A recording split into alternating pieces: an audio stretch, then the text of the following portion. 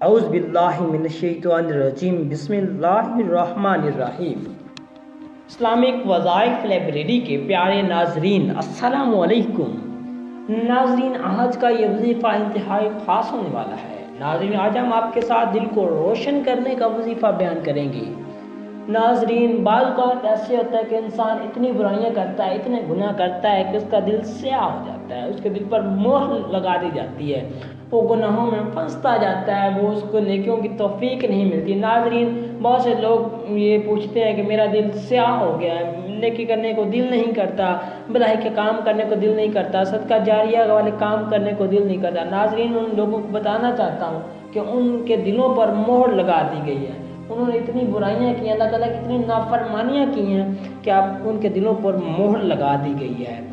ناظرین، دل کو روشن کرنے کے لیے، دل کو پاکیزہ کرنے کے لیے، دل کی رحمت کے لیے، برکت کے لیے، دل کو ٹھنڈک پہنچانے کے لیے، دل کے سکون کے لیے، ناظرین ایک نام بتاؤں گا، اللہ پاک کا ایک قسم بتاؤں گا کہ اگر آپ اس کا ورد کریں گے تو انشاءاللہ زندگی میں کبھی بھی آپ کا دل کی تکلیف نہیں ہوگی، اور آپ کا دل کبھی بھی مرجھائے گا نہیں، اور کبھی بھی دل پر مہر نہیں لگے گی، اور انشاءاللہ ہمیشہ آپ اللہ کی یاد میں رہیں گے۔ ناظرین، وہ اسم ہے یا فتح، یا فتح کو ہر فرض نماز کے بعد 7 بار پڑھ لیا کریں۔ انشاءاللہ اللہ کی فضل و کرم سے آپ کا دل ہمیشہ روشن ہوگا۔ ناظرین، اگر آپ ہمارے یوٹیوب چینل پر پہلی بار آئے ہیں تو مزید اسلامک وظائف کے لیے اس کو سبسکرائب کر دیں، کیونکہ ہم ہر روز اپنے اس پلیٹ فارم پر اسلامک وظائف اور ویڈیوز اپلوڈ کرتے رہتے ہیں۔ جزاک اللہ خیرہ، ہمیشہ خوش